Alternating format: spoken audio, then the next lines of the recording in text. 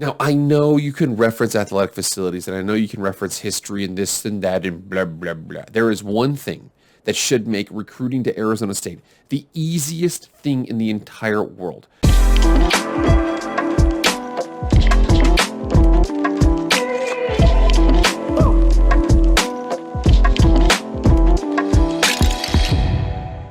What is up, everybody? It is Jake with Master of Football back at it again. Happy Tuesday. Thank you so much for being here. If you want to be up to date on all things EA college football and watch plenty of college football videos, hit that red subscribe button right now. I also do some pro and Madden videos as well. Please hit the red subscribe button, okay? Hit the like button too. The red subscribe button helps out a lot. It's free to you. All it's going to cost you is being up to date on everything EA college football and lots of college football videos with some pro and Madden videos as well. Without further ado, let's get into the video. All right, guys, I have some somber news down there from the Tempe, Arizona region. We're going to go down there and check it out just to see what's happening because something that is ultimately, it's not good. I'll say, what did Louis C.K. say about divorce? You're better. You're not good, but you're better. So let's go and see what's going on with the divorce for the Arizona State Sun Devils. Here we are on ESPN amid NCAA investigation and sluggish 1 and 2 start. Herm Edwards out as Arizona State football coach. From Pete Thamel, he says, Herm Edwards' tenure as Arizona State's football coach began with bravado, featured dollops of optimism, and ultimately ended on Sunday amid a spiral of off-field issues and bad football. Under the dark cloud of a significant NCAA investigation and in the wake of both a staff and roster exodus, Edwards' time as coach ended up, like so many others in college football, with a humiliating loss. Arizona State announced Sunday the school was making a change in leadership by mutual agreement, according to athletic director Ray Anderson. In reality, an embarrassing 30-21 loss to Eastern Michigan on Saturday at the hands of the Eagles' backup quarterback made Edwards' inevitable departure a reality. And you see this here that a big thing behind, firings is you are. There's only one exception, although it's not necessarily an exception, but for the most part, you're allowed to lose big games, but you're not allowed to lose games you're supposed to win. You see this with Nebraska when they lost to Georgia Southern. You see this with Arizona State when they lost to Eastern Michigan. The only exception being Bo Pelini, although Bo Pelini had a lot of issues out there that were kind of preventing him from going as far as he could go. There was some investigations, some things, a lot of comments that he said. He's definitely we're going to say a vulgar individual. But for the most part, if you win games you're supposed to win, you're going to stick around as the head coach. Unfortunately, you add investigations onto the fact that you're also not winning games. You get a lot of people in the transfer portal. Everybody left this program. It looks like Arizona State stock is as low as it can get right now. Now, Arizona State's stock is low, and in my personal opinion, we're going to come back to Arizona State in a second here. However, when we check in with the Pac-12, and again, I know, especially through conference realignment, there's a lot of people who are checking in on the Pac-12. Pac-12's down, Pac-12's going to dissolve, USC and UCLA leaving. However, even with USC and UCLA leaving, the Pac-12 looks like it's strengthening up its abilities out here. Let's check and see what's going on with the conference. So here are the current standings in the Pac-12. USC is 1-0. They beat the Stanford Cardinal here. But however, the rest of that, we look and see we have USC at 3-0. Oregon State is at 3-0. That is one to watch there. UCLA is 3-0. Washington is 3-0. And then Washington State is 3-0. You also see that Utah, which had a bad, not a bad loss, but a tough loss to at Florida week 1 in the swamp, threw an interception, probably could have kicked the field goal to go into overtime or scored a touchdown in some other way and won there. Oregon had a bad loss to Georgia. However, they have bounced back since. They have beaten BYU at home by a couple touchdowns, so that was a good win for them. Arizona, I'm telling you, Arizona did lose to Mississippi State, but Arizona, after a 1-win season last year, they have a 2-win season now this year. I know it's 2-1. They've got 3 games. So they look, like I said, they look like they're a 5-7, 6-6 team, but that's a drastic turnaround here. You look and see the rest of this league. This league is, I'm telling you, this is a lot better than people give them credit for, okay? Oregon State is a surprise, 3-0. They go out and they play. Oregon State does play Colorado, or Colorado is one of the few downs in the Pac-12 right now. They're 0-3. They haven't really looked that good. So Oregon State is going to play Colorado this next week, probably get to 4-0 before their matchup with USC. So we're going to see a top-flight matchup there. I mean, we've got a lot of things going on for this league here.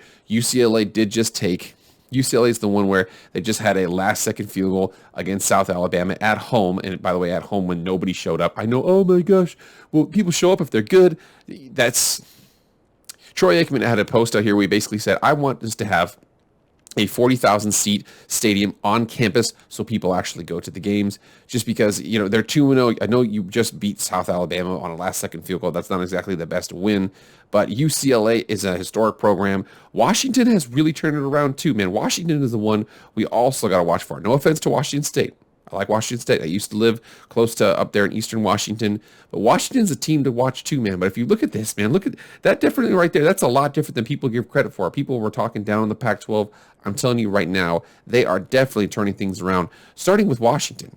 So this was last season. This was when they had Jimmy Lake as the head coach for a couple of games. He gets fired. There was just, again, I had said before earlier in the video that if you lose games that you're supposed to win, that's what gets you fired.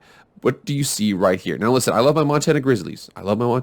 My family is from Montana. My brother graduated from UM. I totally get it. However, you should not go to Washington and win at Washington week 1. That's not what you need to do there. Arkansas State, they win overtime against Cal, and then loss. Went over Arizona. Arizona was a 1-win team this season, and then Stanford, who's been struggling, and then loss. So 4-8 that season. However, so far this season, they are 3-0. And this was one that was a little surprising. I'm telling you right now, I'm in a pick 'em league right now where you basically pick 5 spreads a week to see which one you like the most. Whoever has the most picks. So if you pick 5 in a row in a week, you win some money. And then if you have the most wins at the end of the season, you win some money too. So before the season, or before this game, Michigan State was rated like 15-10, something like that. There was something in the teens right there. And however, they were visiting Washington, and Washington was unranked, and Washington was a 2.5-point favorite. I actually had them as a 3.5-point favorite. And I was like, how in the hell are they favored by 3.5 points against a team that's ranked way higher than them? Well, the reason is because Vegas knows. So I picked Huskies, and they came out and they beat Michigan State at home. So it was a huge win for them. I'm telling you, though. So I'm telling you, man, the Pac-12 has been having some issues in football recently. However, they are fully capable of turning it around quickly. Like I said, Washington State, Washington, Oregon State, USC, UCLA, they've got some programs out there doing well. Arizona had a tough loss to Mississippi State. Oregon had a really tough loss against Georgia, who is the freaking national champions. But I am telling you right now, the Pac-12, don't sleep on it, man. This was a story that came from December of last year. It says the Pac-12 Football Alumni Council formed to boost conference fortunes on and off the field.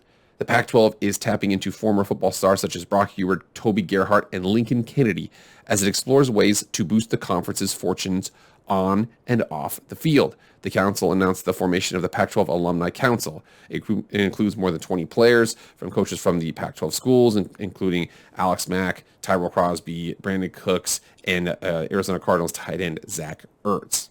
That's just one small example here. I'm not going to go through the rest of that article, but basically what they're saying there is the fact that the Pac-12 is looking into any and every different avenue. I think especially because there's a lot of former Pac-12 alumni out there that are like, dude, what is going on? You see a couple of those proud programs that are kind of down right now. Colorado was in line for a national championship in the early 90s. The Cal Bears, Aaron Rodgers, Marshawn Lynch, they actually have a lot of stars, Deshaun Jackson, things like that. So there's a lot of good players out there, but football is one of those things, and I think you see this from Washington. Football is one of those sports that if you don't take care of it, it won't take care of you. However, if you take care of it, it will take care of you. I say that to show you this.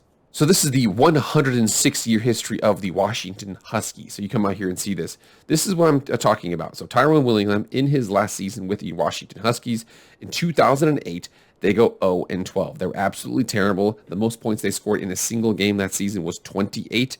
I believe October on, they never scored more than 20. They had a horrible, horrible season. However, with how bad that is, within less than a decade, 2016 up here, they went 12-2. They lost in the Peach Bowl to Alabama. They were up 7-0 at one point in that game. I'll let you know. But you see the fact that within a decade, you can go from the worst team in the country to playing for the national championship or in line for the national championship. They made the playoff. They went here. Again, Oregon and Washington are the only Pac-12 teams to play for the current 14 college football playoff in the Pac-12. So, like, that's crazy if you think about that, man. 0-12 to 12-2, 12-1 before that game, playing for the national championship in an 8-year span. Like I said before, if you care about football, it will care about you. Washington has turned things around. Oregon State has decided to invest more in their football program. Arizona has too. It looks like things are starting to build up in the Pac-12. I like the direction of the conference. I don't think they're necessarily as strong as other conferences right now. I actually think the Big 12 right now, and even with the additions of BYU, I know they just lost to Oregon, but there's a more solid conference throughout as opposed to the Pac-12 if you take away USC and UCLA. But I do like the direction of the league. However, they need to address some things. Like I said, the Pac-12 is not without blemishes. One of the biggest blemishes on the Pac-12 right now is the Pac-12 network. They've got a couple of nice things you can work with. So as an example, they've got a couple of these, I think there are boxes at each and every university where you go there, you're able to connect to their infrastructure, and it's really easy to broadcast all those games. So it's got a lot of cool things like that. However, one thing that the Pac-12 network is severely missing is, as of 2019, an agreement with DirecTV had still not been reached. Pac-12 Network's president, Mark Shukin, stated, "Our presidents, our athletic directors, when we talk about skating to where the puck's going, not where it's been," referring to the decline of satellite TV and the rise of streaming services. That's a cool perspective. However, Kevin Warren, who has been adding markets, DC, New York, and LA recently, he disagrees with that. So unless Kevin Warren, who makes way more money than you guys, knows something that you don't know, I do think that streaming is coming, but I think it's coming a lot slower than people thought there. So the Pac-12 network, it's hard to watch, your team if you're, out of state, or even if you're the one state away, something like that. You're in Nevada and you're trying to watch a team in LA. It's still tough. It's sometimes you don't get that broadcast. So the Pac-12 network is definitely an issue. So the good thing about this conference, the fact that it looks like the football programs are starting to kind of reinvest a little bit more. Jed Fish at Arizona is turning things around. It looks like, Jonathan Smith at Oregon State. I think the only issue with Oregon State is whether or not they can keep him. If he continues to have success there, they will have an issue keeping him just because of a resource perspective. Washington looks like they're turning things around. I'm telling you, Washington is a team that can definitely be an asset in the future. Oregon they had that rough game with Georgia. Okay, that rough game with Georgia in the Georgia Dome, or the Mercedes-Benz Dome, in a neutral site. But other than that, though, man, I know USC and UCLA are leaving, but I think that the Pac-12 has a lot going for it. However, it does have some warts. Like I said, it's got a couple programs that just really have not invested in football so much. Cal is one of them. They have invested as much as they can. Colorado is really dragging the conference down right now. You also see the fact that Arizona State is having an issue in terms. Arizona State should be an actual, a complete national power. Let me show you something real quick. Now, I know you can reference athletic facilities, and I know you can reference history and this and that and blah, blah, blah. There is one thing that should make recruiting to Arizona State the easiest thing in the entire world.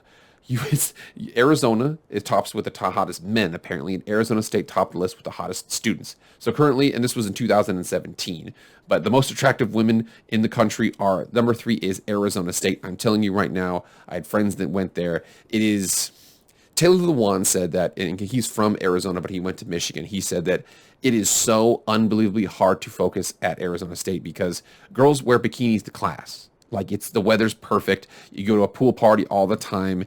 I'll say this. If it's so easy to get a 19-year-old kid to commit to Arizona State if you just do that. If somebody can get a moderate amount of structure around a football program and able to get success there, it could be an absolute power. I'm telling you. But that's just me. And again, I know, right? I'm a little older now, so I'm not as wooed easily as that. But I will say that if I was 18 years old and I could go anywhere, Arizona State would be a pretty easy choice for me. So like I said, Pac-12 got its warts, got its issues, but it looks like it's slowly starting to kind of develop itself up a little bit. But right now, get in the comments. Let me know what you guys think. Am I giving the Pac-12 too much credit here? Am I not giving them enough? Get in the comments right now and let me know.